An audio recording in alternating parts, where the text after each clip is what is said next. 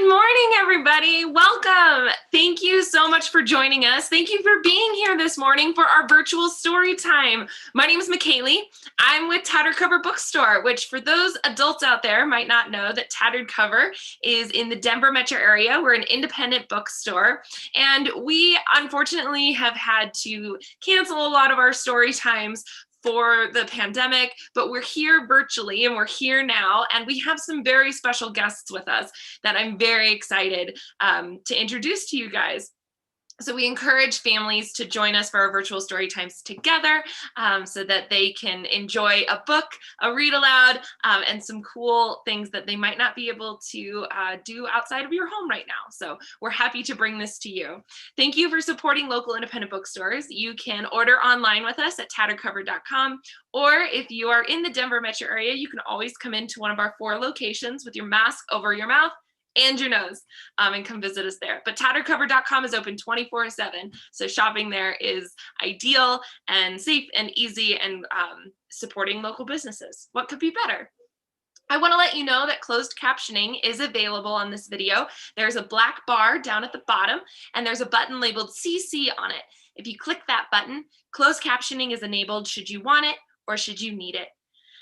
And I have to just let you guys know about some amazing upcoming events that we have. Later this afternoon at 3 o'clock Mountain Time, we have a middle grade book talk with Jen Calnita, whose new book, The Retake, is a time-traveling Groundhog's Day take on middle school.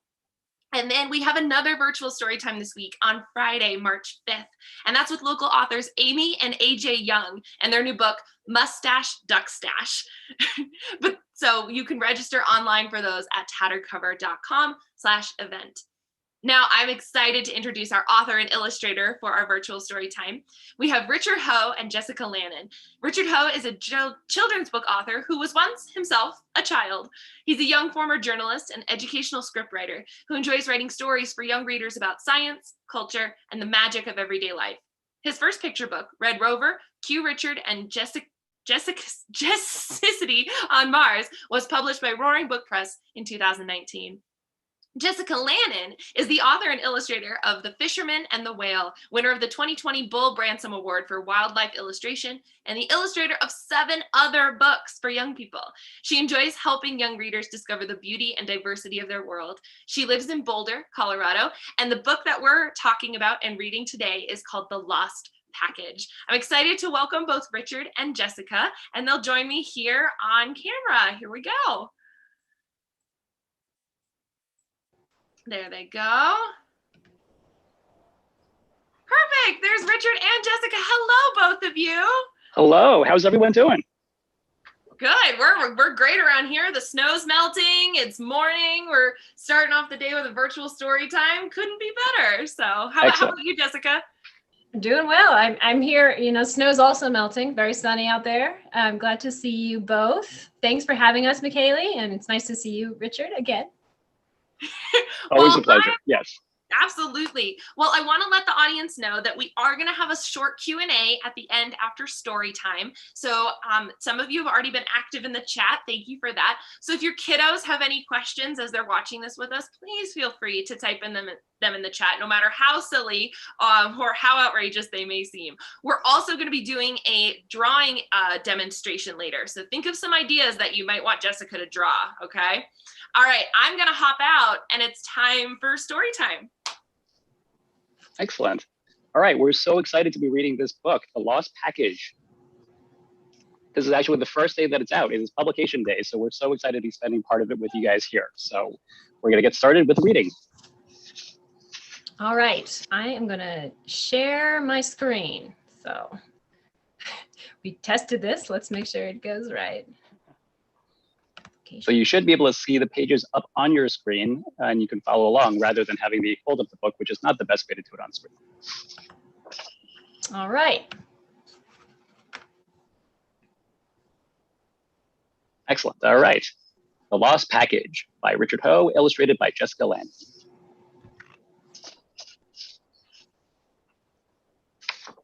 Like other packages, this one began as an empty box.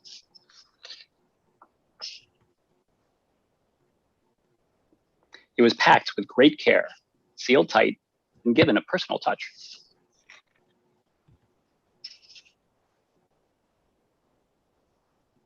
At the post office, it was weighed, stamped, labeled, and loaded onto a truck.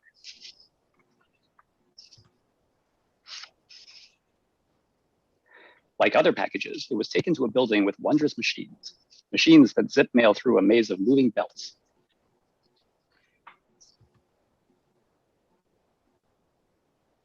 Machines that tumble and separate, scan and measure, sort and route. Like other packages, this one headed to the airport. But before it got there,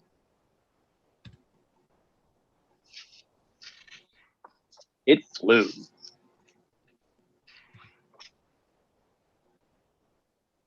Now it was lost.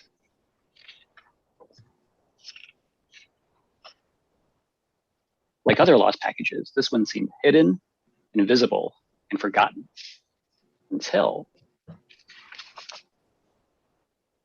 it was found.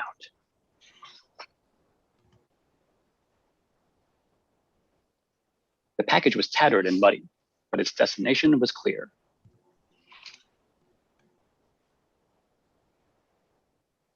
Like all packages, this one was sent with hope. That neither snow nor rain, nor heat nor gloom of night will keep it from being delivered.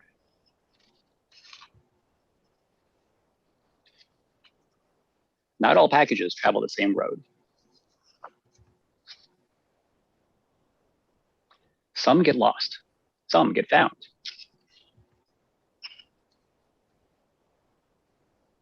But most end up where they were meant to be.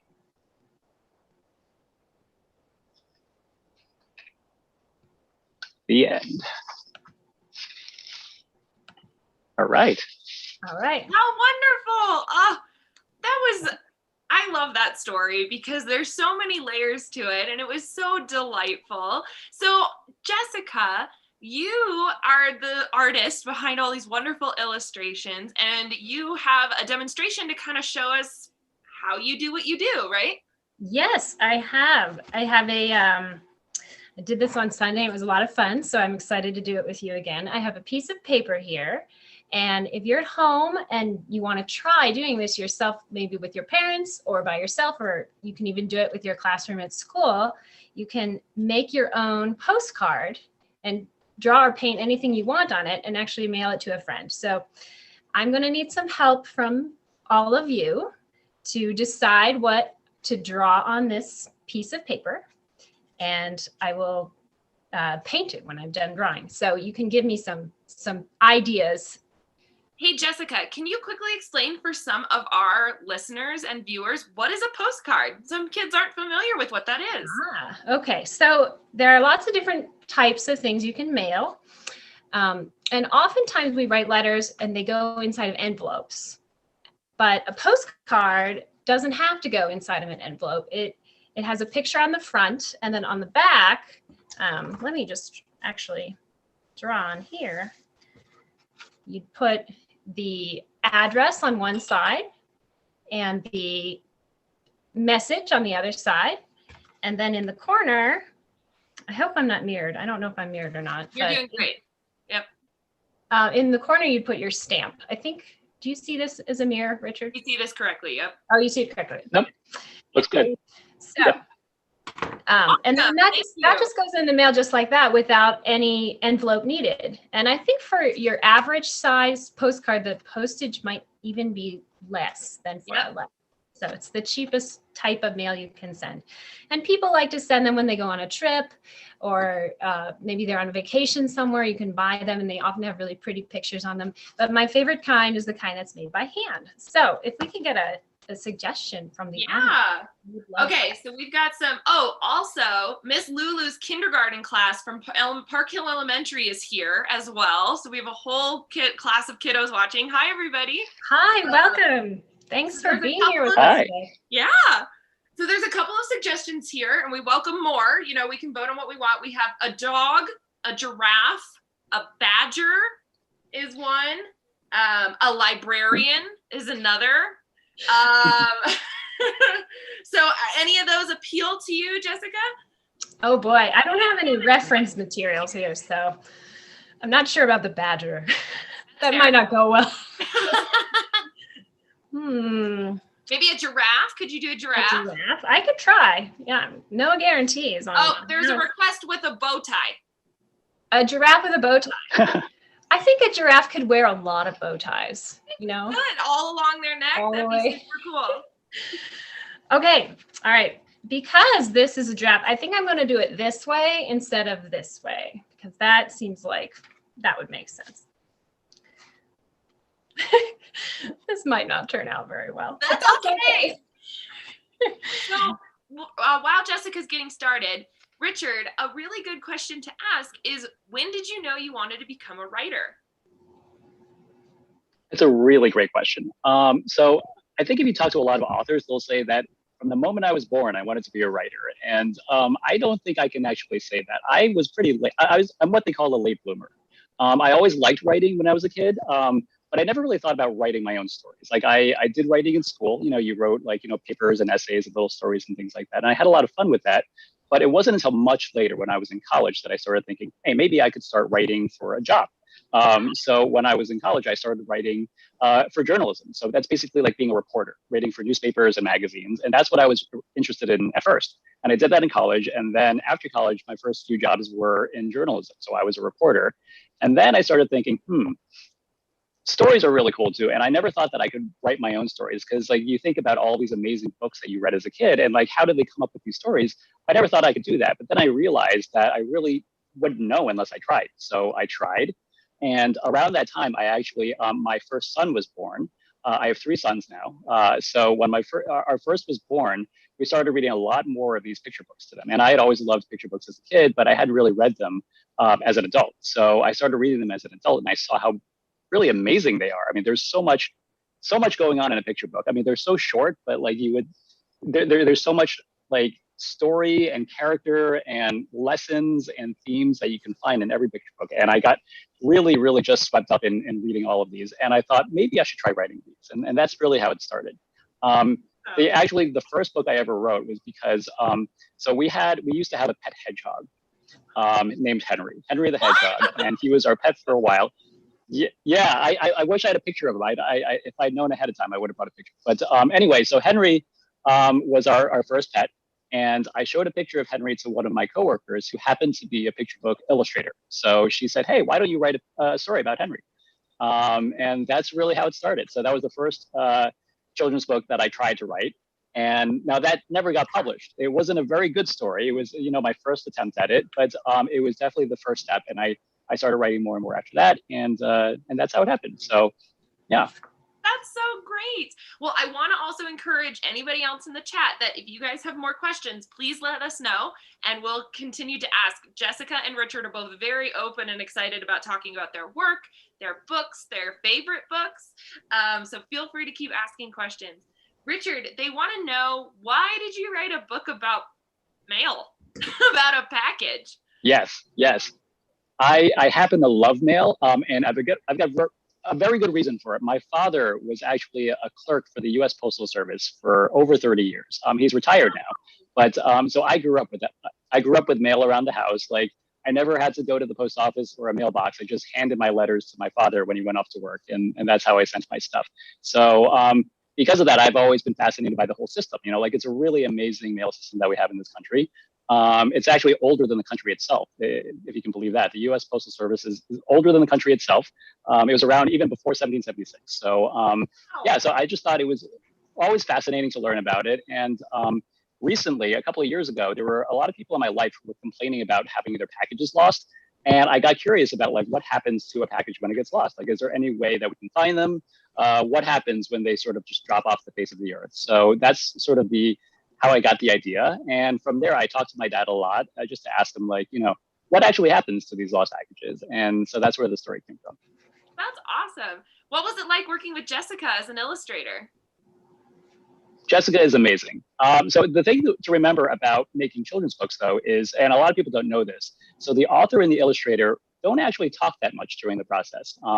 So when the author writes so the author writes the story generally, and then the publisher decides to publish it, and then it's the publisher's job to find the illustrator. So they do the teaming up. They take the author's manuscript, and then they find an illustrator for it. During the process of actually making the book, they try to keep us separate because there's the giraffe. Sorry, go. I don't want to interrupt you. Finish. Okay, finish your thought. Then we'll do our giraffe reveal. Okay. Awesome. So during the process of making the book, we don't actually talk a lot because we have an editor, our editor, Emily Feinberg. She's the one who sort of runs the whole ship as far as making the book. And she's really like the go-between person. Like she'll take any notes that I have and give them to Jess. And any sketches that Jessica creates, she'll send them to me to look over. But for the most part, publishers don't want the author and the illustrator talking too much because just in case they have any disagreements with the way things are going, they want to make it like, they don't want any sort of like disagreements to happen between them. So they always have somebody in between to sort of bridge the gap. But of course, with this story, there were no disagreements whatsoever. We really could have been talking the whole time, but we thankfully it was a very smooth process. And I love the illustrations, and I'm sure you do too. I think there's one other benefit too, though, even beyond just avoiding disagreement. There's also the kind of keeping space for the illustrator to think of their own ideas separately first, and then so that it doesn't become just one sort of group think, but to keep those ideas fresh. So that's part of the reason for that. What do you think? He's a little awkward. Give me a second, Jessica. I'm going to put you on a little bit bigger. So okay. Just talk for just a little bit and explain what you did. Well, I drew this with pencil, and I would like to paint it, but I'm going to need a few more suggestions because I need some help on what color bow ties we should put. Any ideas? I have my favorite brush here. I have my water and my... Let's see some colors. Maybe from Miss Lulu's class might be able to suggest some colors. Mm-hmm. While we're waiting for colors, because we're on a bit of a delay between one and the other, the one question is, what are your favorite current children's books? And I think this is for both of you. Ooh, that's yes. Jess, you want to go first, or are you busy prepping for the draft? You can go first. I need to think about that. There's okay. The books I kind of do too. One of the great things about being an author and an illustrator in children's books is you make friends with a lot of other authors and illustrators. So I'm a little afraid to pick one or two, and I don't want anybody to get mad that I didn't pick their book. But let me think about that for a second. I need to come up with some. Okay, well, we got some colors while you're thinking. We did get some colors.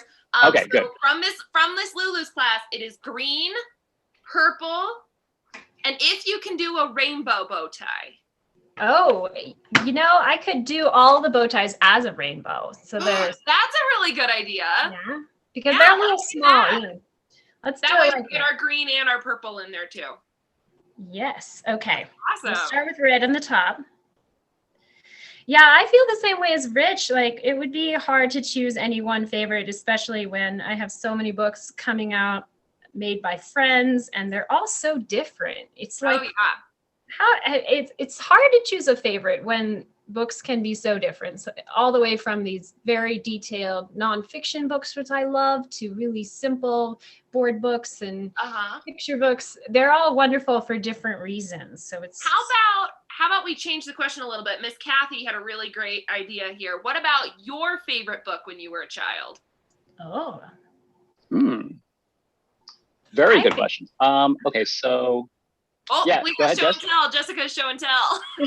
This one was my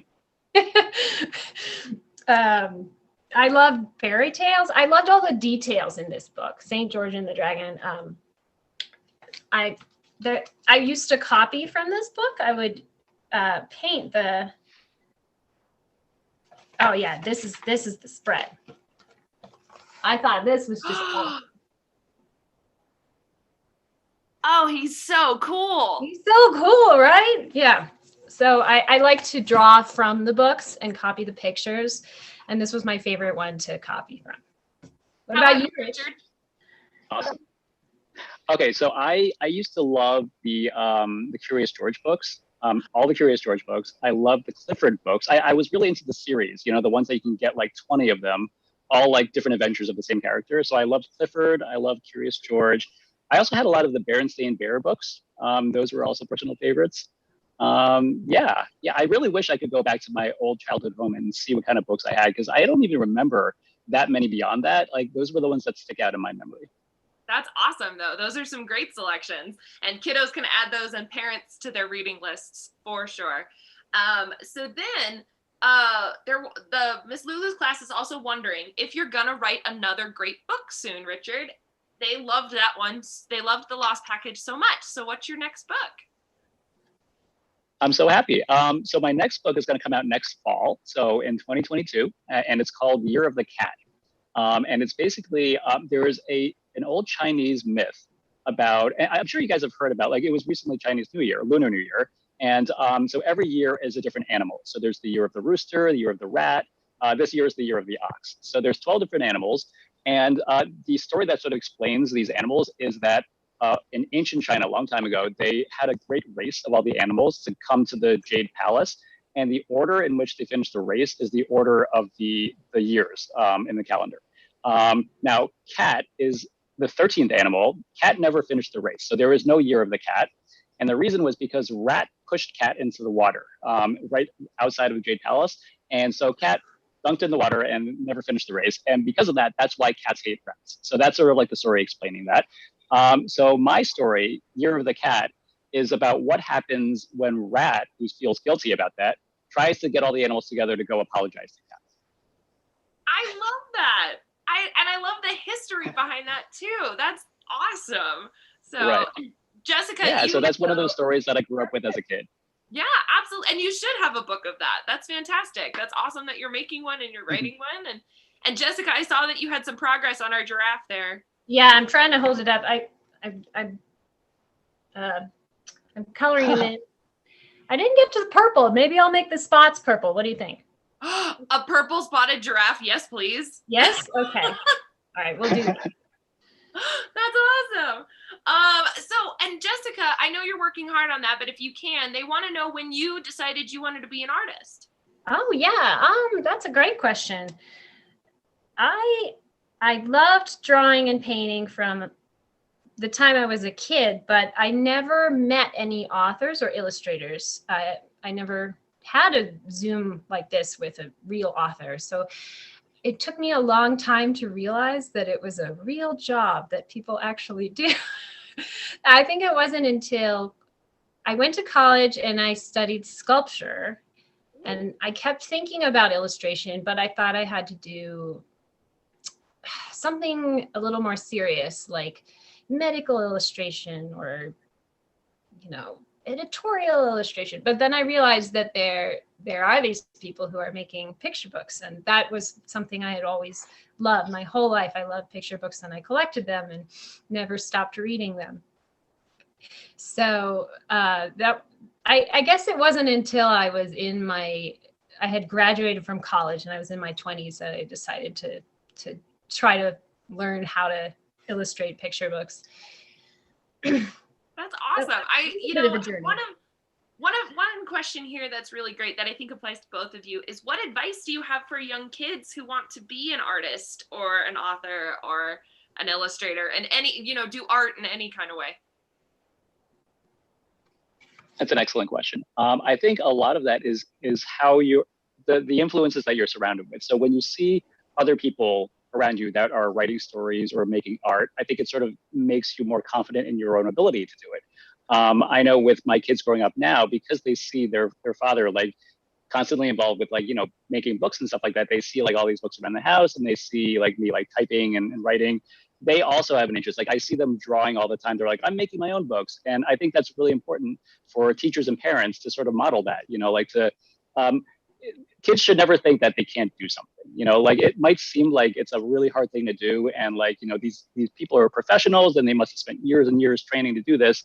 And yeah, but they started somewhere, like at one point they were kids too. And they also had this dream of making books. And I think it's important for all kids to see that if you want to do it, you can totally do it. Like it's all within your power to do it as long as you sort of like follow that dream, and when you see other people doing it around you, I think that makes it so much easier for you to sort of grab onto that and decide to do it yourself.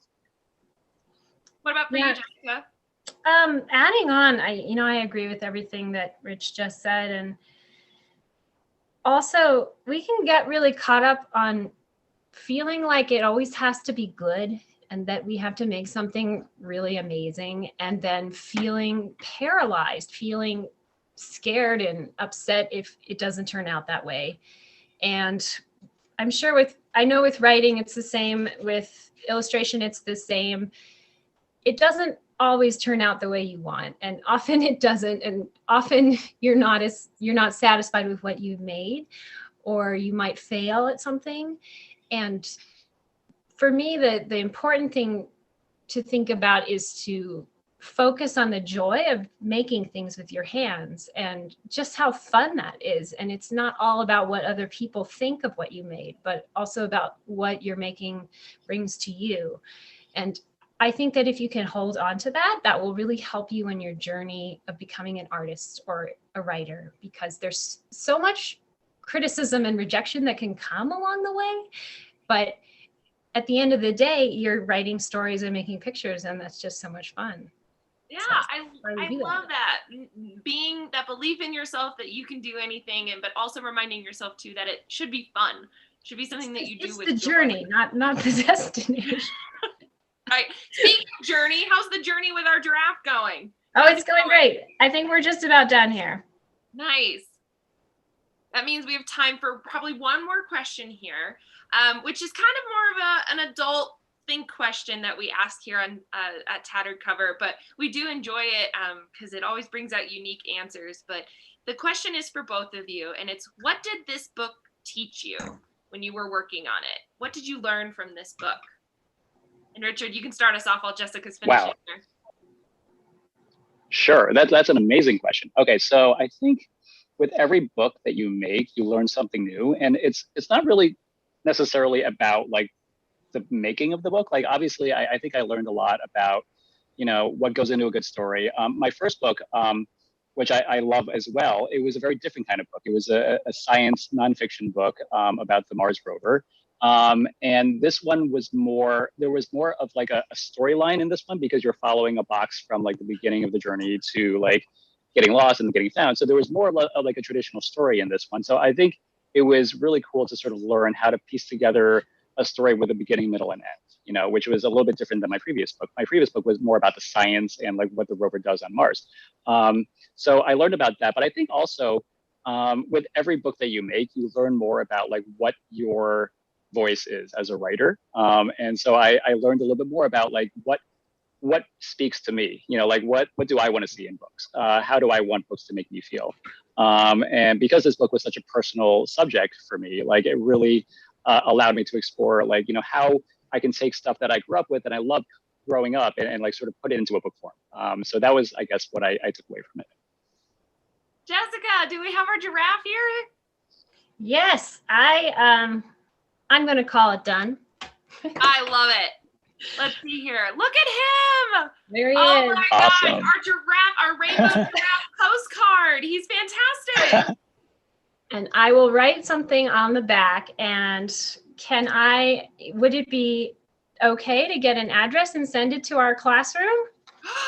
If Miss Lulu is okay with that, I will reach out via email, Miss Lulu. And okay, let me know if that's, because I'd be happy to put this in the mail. So. Yeah. So I'll reach out and we'll see if we can mail it to that classroom there, and we'll be in touch afterwards. Jessica, I want to hear your answer to the question about what did the lost package teach you, and then we can close out for the morning.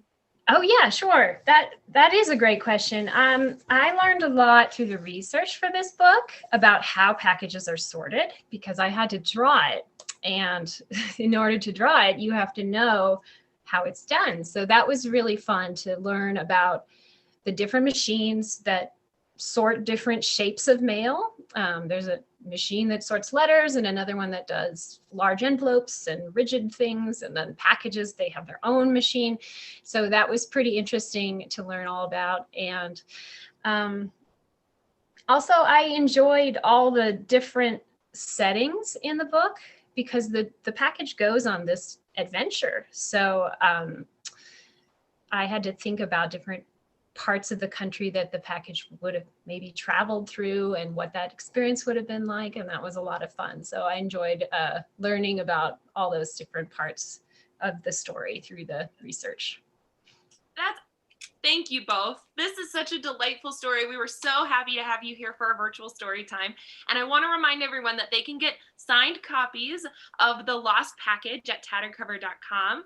And we want to say thank you for joining us this morning. Excuse me, I'm used to evening events. Here I go.